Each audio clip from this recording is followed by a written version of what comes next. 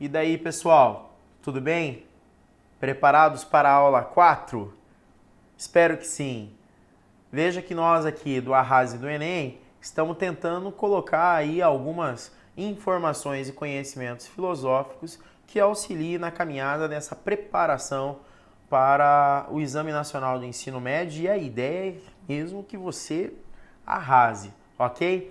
Eu sou o professor Denis e venho trazer para vocês algumas dicas, conteúdos, informações sobre como a filosofia aparece aí na prova do Exame Nacional do Ensino Médio, ok? E a gente já tem uma boa caminhada, não é mesmo? Já vimos sobre a introdução à filosofia, já falamos sobre a transição do mito para o pensamento racional filosófico. Na última aula, tivemos uma aula pesada falando sobre os conceitos filosóficos socráticos e platônicos.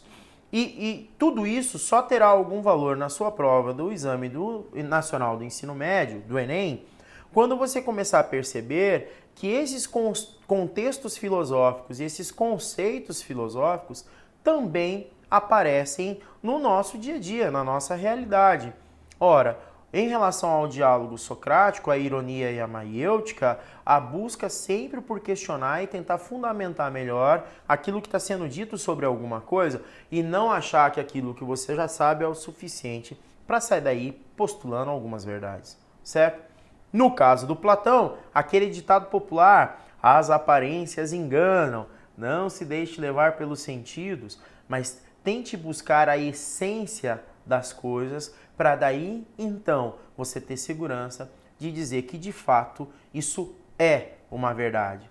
Beleza? Preparado para a nossa quarta aula? Então, vem comigo. Estamos no módulo de Ciências Humanas. Esse professor que vos fala é o professor Denis da Silva Carvalho e a gente vai conversar um pouquinho sobre filosofia, mais especificamente tratando então do terceiro grande pilar da filosofia ocidental, que é o senhor Aristóteles. Já falamos do Sócrates, já falamos do Platão na aula passada, então hoje a gente vai tentar compreender um pouco melhor como que estruturou-se a filosofia aristotélica do nosso amigo Aristóteles, que é discípulo de Platão, ok? Há uma sequência aí cronológica em relação a esses três senhores. Sócrates, que é mestre de Platão, Platão, que é mestre de Aristóteles. Você vai perceber que ao mesmo tempo há uma linha que os liga, né, que os aproxima dentro da filosofia, mas cada um desses autores também com algumas características específicas dentro da sua filosofia, ok? Então vamos aprender um pouco mais sobre Aristóteles. Vamos lá. Para Aristóteles, o conhecimento filosófico, ele também pode ser entendido pelos sentidos. Então, aqui você já vai perceber que na busca da lógica e da ordenação do mundo, o Aristóteles ele não vai se basear apenas nas ideias, mas o Aristóteles também vai se basear no que ele chama de sentidos. E daí talvez a gente tenha o primeiro filósofo da Grécia Antiga que busca a construção de uma ciência, que busca a construção de conhecimento baseado na observação e na experiência dos sentidos, e não mais nas ideias. Então olha aqui, ó, dá sensação ao conceito, o discípulo discorda do mestre. Então vamos lá, quem que é o mestre? Platão. O que Platão dizia?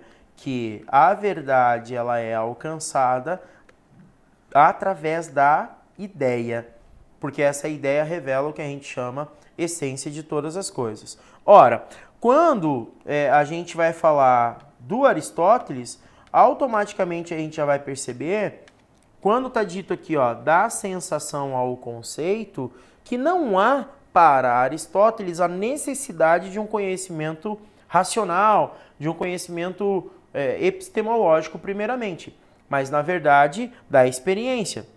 A finalidade básica das ciências seria desvendar a constituição essencial dos seres, procurando defini-las em termos reais, e não mais na busca da essência, como Platão havia colocado, ok? Então há uma oposição entre Aristóteles e Platão. Para Aristóteles, olha galera, vamos realçar isso aqui que é bastante importante para nós darmos continuidade à nossa aula. Para Aristóteles, tudo que vemos, pegamos, ouvimos, sentimos, é aceito como elemento da realidade sensível, ok? E lembrem-se, para Aristóteles, essa realidade sensível, ela gera sim, para nós, um tipo de conhecimento, ok? Ora, para Platão, fundamenta sua filosofia no que ele chama de teoria das ideias, ok? Segundo o qual os dados transmitidos pelos sentidos não passam de distorções, sombras ou ilusões da verdadeira realidade, certo? Então, se para um autor eu tenho a construção do conhecimento, para o outro autor, olha aqui, olha, é bem enfático, ó, eu não tenho a construção do conhecimento. Assim, a observação da realidade, segundo Aristóteles, leva-nos à constatação da existência de inúmeros seres individuais, concretos, mutáveis, que são captados pelos nossos sentidos e não mais pela nossa ideia. Deu para perceber a diferença? A gente até pode dizer, se fica mais fácil para você classificar assim, que na verdade hoje a gente vive num mundo muito mais aristotélico do que num mundo platônico.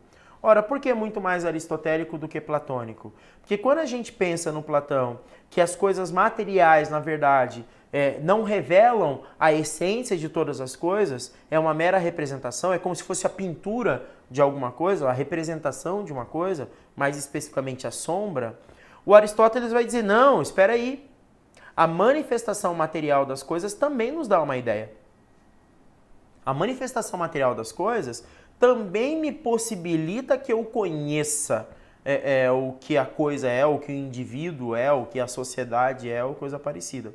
Ora, hoje é assim, a gente não se contenta em acreditar se é verdade ou não simplesmente no ver. O ver é um dos nossos sentidos, né? Então Aristóteles vai dizer, tanto o nosso tato, quanto o nosso olfato, quanto o nosso paladar, quanto a nossa audição e a nossa visão nos servem como ferramentas válidas e contundentes para a construção do conhecimento e daquilo que é a verdade. Beleza? Então, por isso que há um contraste entre Platão, que é o mestre, e Aristóteles, que é o seu discípulo. Beleza? Seguimos ali nos slides. A ciência deve buscar, então, a estrutura essencial de cada ser.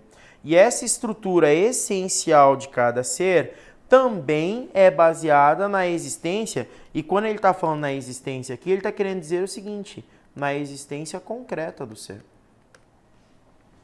Naquilo que o objeto se manifesta. Então, seria assim, ó, se a gente pode definir as coisas entre corpo e alma, certo? Para Platão, o que é mais verdadeiro no indivíduo é a sua alma. O que é o seu corpo? Uma representação. A gente pode enganar, a gente pode, através do nosso corpo, fazer que as pessoas acreditem em alguma coisa sobre a gente e, na verdade, lá no nosso íntimo, acabar não sendo verdade aquilo. Ok? Para o Aristóteles, não.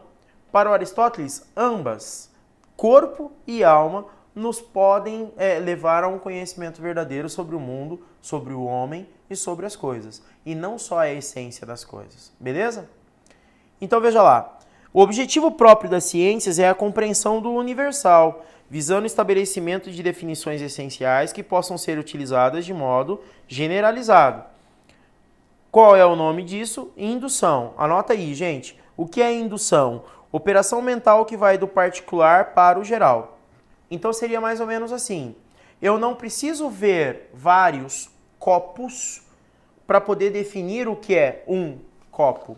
A indução é, a partir do momento que eu tenho um objeto chamado copo e eu consigo analisá-lo, observá-lo e defini-lo, automaticamente a definição que eu faço desse copo já vale para todos os outros copos. Não há necessidade de uma conceituação universal, eidética e tudo mais, como Platão faz. A própria manifestação do copo me dá conta de eu compreender o que é o copo, certo? Então, nesse sentido, Aristóteles é mais fácil, gente. Por que é mais fácil? A simples manifestação concreta do mundo e das coisas já me dá condições de conhecê-lo bem.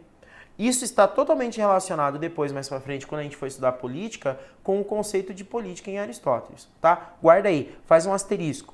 Conceito de política em Aristóteles, faz um asterisco, que depois, mais para frente, a gente volta a falar nisso. Tá joia?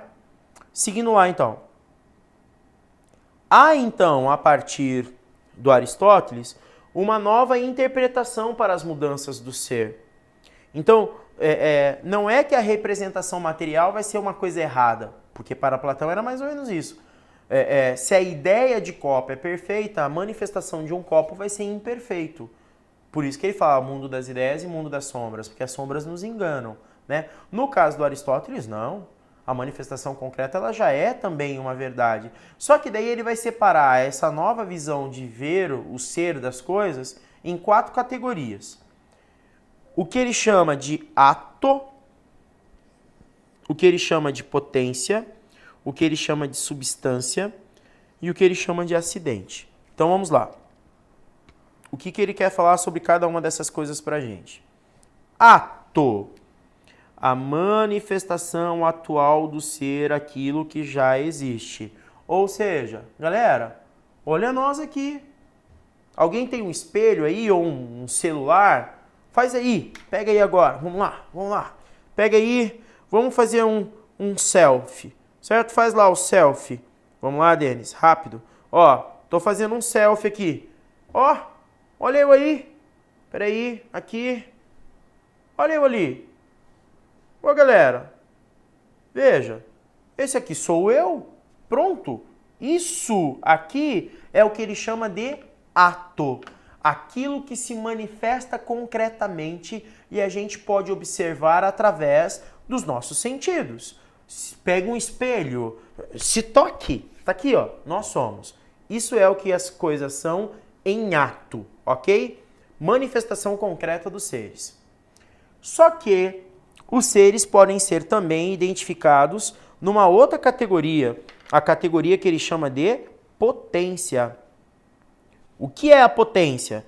Potência aqui, ó os professores de física, não tem nada a ver com física não, hein? Presta atenção, aqui é filosofia. O que é a potência aristotélica? Tá aqui, ó, possibilidades do ser. Para ficar mais fácil de você entender, anota aí, ó. A potência aqui, a potência aqui ela está relacionada a potencial.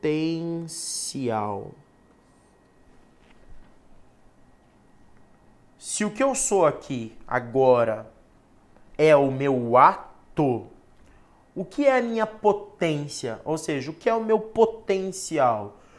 Eu sou potencialmente o futuro presidente da República. Ora, bolas. Alguém topa aí a bronca? Eu não, tô brincando, tô fora. Mas assim, o que é a nossa potência? Tudo aquilo que a gente tem a capacidade, a possibilidade e a potencialidade de ser. Veja o seu exemplo. Você está se preparando para o Enem, ok? Ou você já é concluinte do ensino médio, ou você já concluiu o ensino médio, perfeito? A ideia de você fazer o Enem ou é para validar os seus estudos ou é para você galgar uma vaga na universidade. Imagine que você queira ser um professor de filosofia, como eu.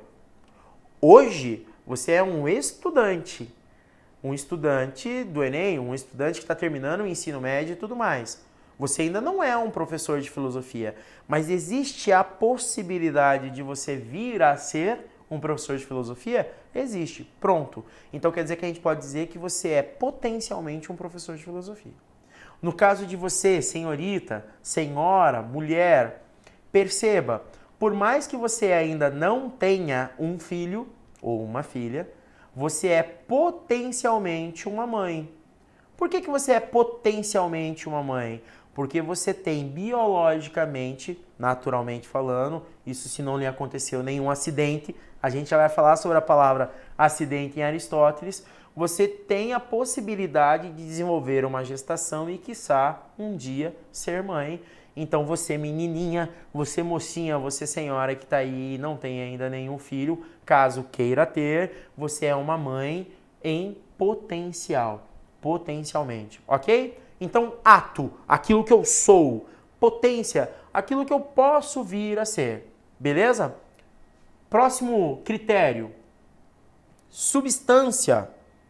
Ora, o que vem a ser substância? Aquilo que é estrutural e essencial do homem.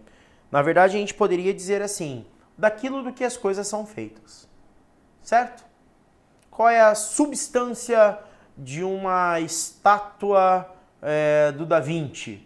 Mármore? É do que ela é feita, do que ela é composta, ok? Isso é a substância. E o quarto critério aqui, o acidente. Lembra que eu comentei agora há pouco? Se porventura alguma senhora que esteja assistindo a nossa aula e teve alguma complicação e, putz, não vai conseguir gestar um filho e tudo mais, Aristóteles vai conceber isso como sendo um acidente. Ora, o que é o acidente? Tá aqui, ó. Algo que não ocorre sempre, somente às vezes, por uma causalidade qualquer e que não faz parte da essência. Ora, não faz parte da essência da mulher, no nosso exemplo, ser mãe? Opa, mão não, né? Vamos corrigir ali? Não faz parte da essência da mulher vir a ser mãe? Então, quando em algum momento isso não ocorre, quando em algum momento isso não ocorre, não faz parte da essência, é o que a gente chama de, para Aristóteles, acidente. Beleza? Vamos retomar lá rapidinho. Ato, aquilo que nós somos. Beleza? Potência, aquilo que a gente tem a potencialidade de ser, a possibilidade de ser. Substância, daquilo com que as coisas são constituídas, o que as formam. E acidente, a exceção à regra, certo? Aquilo que normalmente não acontece, mas que de repente, pelo acaso, acaba acontecendo.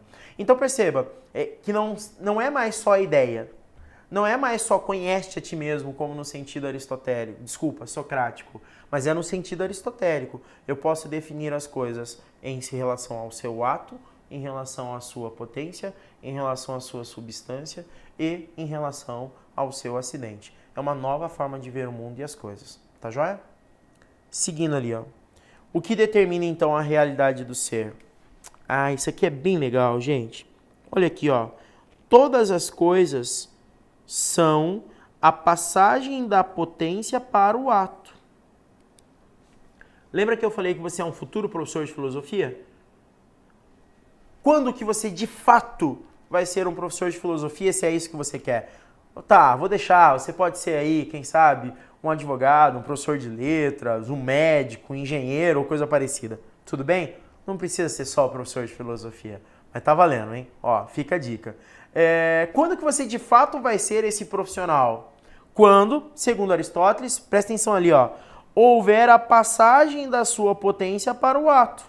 Como se você tivesse a capacidade de, mas você ainda não fosse. Quando você de fato ser, olha aqui, ó, você acabou de executar a essência daquilo que é causado. A essência daquilo da qual você desenvolveu a sua capacidade, a sua potencialidade. Só que daí, quando você de fato é em ato, ele vai dizer, é a causalidade que determina a realidade do ser. Gente, o que é causalidade? Anota aí, ó. Causalidade são o conjunto de causas que faz com que as coisas sejam. Beleza? Quais são as causas? Tá aqui, ó. A matéria que causa, a forma que é causada, a causa eficiente e a causa final. Eu vou começar de baixo para cima. Causa final aqui não tem nada a ver com a ideia de término, com a ideia de acabou. Causa final aqui para Aristóteles, anota aí, tem a ver com qual é a finalidade da coisa. Causa material, tá na cara, né? Qual é a matéria do que a coisa é feita? Lembra que eu falei lá da estátua do Da Vinci? Qual é a matéria? O mármore, beleza? Causa material. Causa formal. O que é causa formal? Qual é a forma, gente? Então, ó, anota lá. Qual é a forma? O Da Vinci fez lá o Platão, por exemplo, beleza? Ou fez lá outros homens importantes da história. Então, qual é a forma? A forma de um homem, beleza? Qual é a causa material? O mármore. Qual é a causa formal? Um homem, o ser humano. Mas ainda falta lá, ó. Qual é a causa eficiente? No caso do exemplo da minha estátua, gente, a causa eficiente é quem de fato faz com que aquilo aconteça. O artesão. No caso aqui, o exemplo que eu estou dando, o Da Vinci. E qual é a causa final? Fazer uma homenagem. É tentar rememorar os tempos greco-romanos, enfim, e fazer com que a cultura renascentista se estabeleça ali na época do Da Vinci, certo? Ó, então retoma lá. Causa material, a matéria do que a coisa é feita. Vamos purificar um pouco aqui, vamos dar uma reduzida aqui.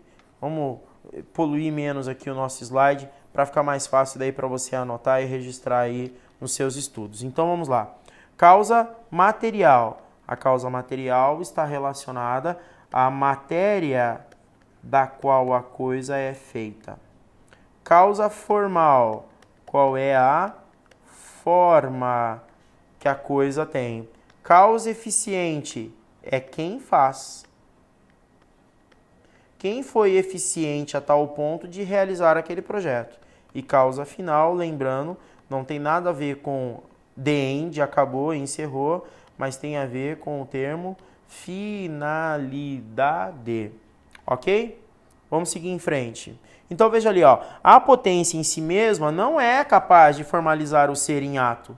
Por quê? Porque, na verdade, o ser, o que é? O ser nada mais é do que a passagem da potência para o ato. Aí, de fato, o ser vai estar aqui, ó. O ser vai ser, de fato, quando ele estiver em ato. Para que se dê a passagem, é preciso a intervenção do agente transformador, causa eficiente, quem faz, guiado por uma finalidade. Qual a finalidade? A causa final. A causa final é que comanda o movimento da realidade, ou seja, qual é a finalidade de todas as coisas. Beleza, galera?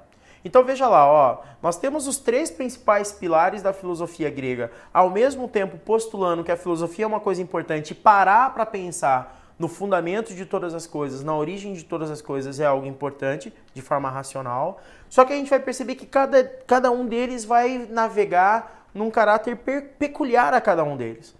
O Sócrates falando do diálogo, o Platão falando das aparências e das essências, e agora o Aristóteles tentando estabelecer uma lógica mais material, uma lógica mais concreta para o conhecimento do mundo e das coisas. Mais uma vez eu digo, hoje nós temos muito mais características aristotélicas do que platônicas, por exemplo. E Sócrates talvez seja aquele que permeia toda a filosofia, uma vez que a principal característica da filosofia é o diálogo. Tudo bem? Seguindo em frente ali então. Já que todas as coisas são feitas e todas as coisas são feitas com um fim, com uma finalidade, olha que bonito aqui, ó. O Aristóteles vai dizer que o principal fim do homem é ser feliz. Agora aí vem a pergunta difícil. O que é felicidade para você? Meu amigo. Minha amiga, não é fácil de responder não. No caso do Aristóteles, a felicidade, ela nada mais é do que a realização da potência do homem. Lembra que eu dizia que todos nós somos potência e ato? A partir do momento que você consegue transformar essa potência em ato, que você consegue promover a passagem dessa potência em ato, automaticamente você está promovendo a felicidade do homem. Perceba que felicidade para Aristóteles não tem, num primeiro momento, nada a ver com satisfação de prazer, satisfação de desejo, satisfação de vontade. Mas, na verdade, felicidade para Aristóteles está relacionada a quê? À sua realização. Sabe aquele aluno, você mesmo agora, que está estudando para o Enem, certo? Você tem toda uma vontade, sei lá, vamos pensar num curso que poucos buscam fazer, uma artes cênicas, ou mesmo uma filosofia, certo? E você tem toda a sua família lá que não, você não deve fazer, você tem que fazer outro curso, um curso que dá dinheiro ou coisa parecida. Gente, é bem comum escutar isso, tá? O que é a felicidade? A felicidade, no caso aqui do Aristóteles, não é você fazer o que você quer, mas é você fazer aquilo que te realiza. É fazer aquilo que de fato você tem potencial para realizar, que de fato você tenha potencial para fazer. Essa é a ideia de felicidade para Aristóteles. Vamos registrar um pouco aí no nosso caderno aí, junto com as informações que tem nos slides? Segue comigo. Então veja ali, ó, o que vai ser a felicidade? Para ser feliz, o homem deve viver segundo sua essência, de acordo com a sua razão, a sua consciência reflexiva, na busca do que ele chama de meio termo. Vamos mudar essa palavra aqui, gente? Dá licença, Aristóteles, vamos mudar aqui, cara. Meio termo aqui, galera, significa o quê? Equilíbrio. Você já ouviu papai e mamãe falando alguma coisa assim? Vovô, vovó, alguém parecido? O professor, olha, não precisa ser tão radical. Nem tanto ao céu, nem tanto à terra. Já ouviram falar isso? Cara, essa é uma herança do pensamento aristotélico.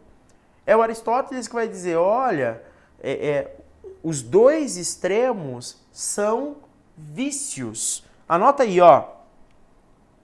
O Aristóteles vai dizer o seguinte, eu tenho o chamado vício de falta e eu tenho o chamado vício de excesso. Isso aqui é vício, isso aqui é vício. Veja que de alguma forma é um pouco diferente do que normalmente a gente utiliza, né?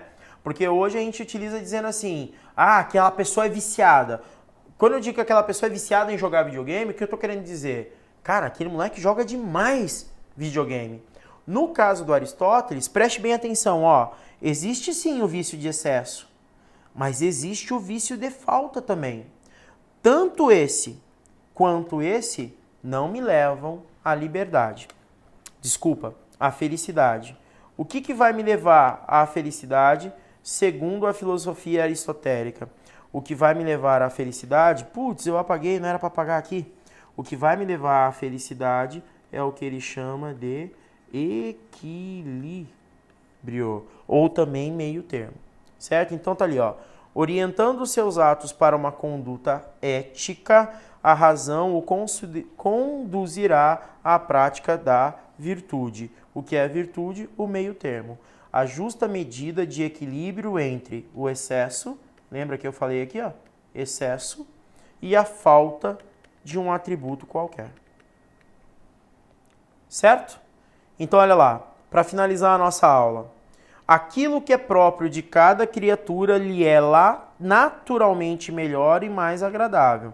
O que é próprio de cada criatura aqui que ele está falando? A potência. Ok? Para o homem, a vida conforme o intelecto, a razão, é melhor e mais agradável, já que o intelecto, mais que qualquer outra parte do homem, é o homem. Esta vida, portanto, é também mais feliz. Por quê? Porque o homem vai automaticamente se realizar.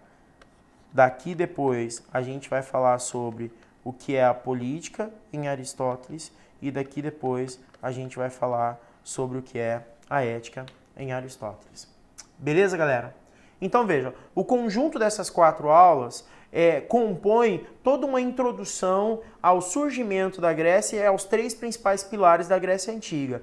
A ideia é que de agora para frente as nossas aulas acabem tratando de alguns autores, mas pensando um pouco mais naquela subdivisão que nós tínhamos lá na primeira aula da filosofia, que é falar um pouco mais da teoria do conhecimento, falar um pouco mais da filosofia política e falar um pouco mais da ética, que daí são os 3 principais assuntos que são cobrados na prova do Exame Nacional do Ensino Médio, também conhecido como Enem. E sabe o que vai acontecer com você? Arrase no Enem. Beleza, galera? Até a próxima aula. Bom estudo!